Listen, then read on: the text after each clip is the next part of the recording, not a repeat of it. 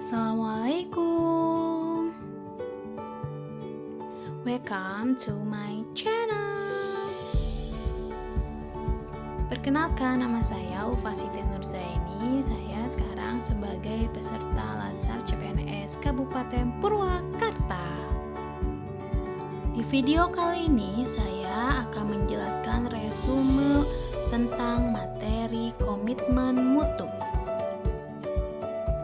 Komitmen mutu merupakan pemahaman konsep mengenai efektivitas, efisiensi, inovasi, dan mutu penyelenggaraan pemerintah kepada masyarakat dengan tujuan kepuasan masyarakat. Dalam Undang-Undang Dasar Nomor 5 Tahun 2014 tentang ASN, fungsi ASN adalah pelaksana kebijakan publik, pelayan publik, dan perekat pemersatu bangsa.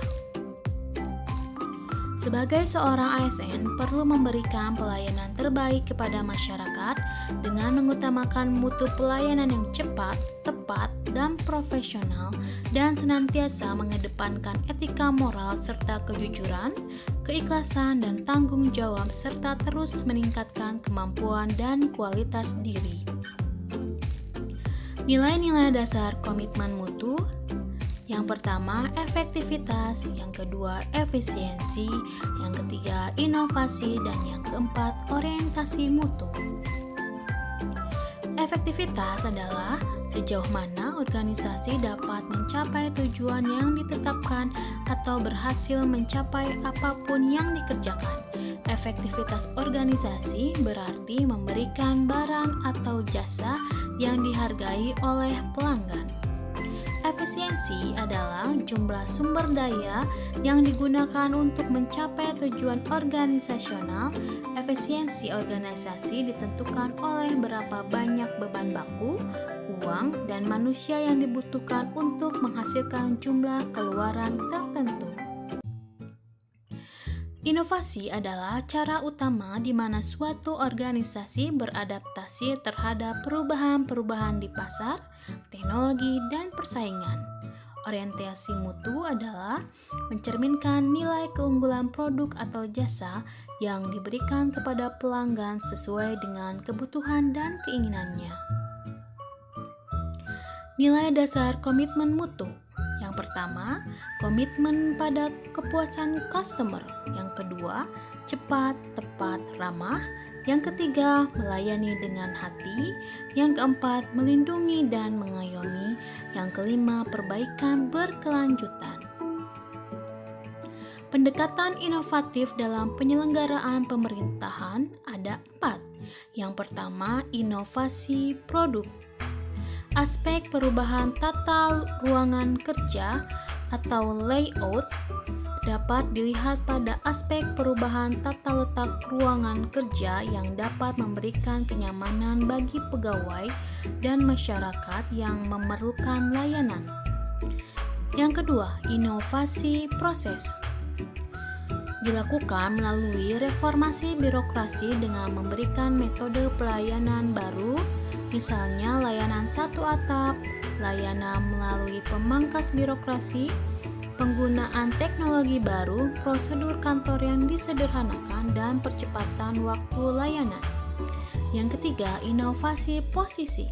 Terjadi karena adanya reposisi persepsi dalam konteks khusus, misalnya perubahan persepsi pakaian serba hitam yang semula digunakan sebagai tanda berkabung, namun sekarang telah bergeser pada suasana elegan, penambahan fungsi telepon selular dengan berbagai fasilitas, penggunaan telepon selular sebagai media komunikasi yang semakin meluas sampai ke pelosok desa.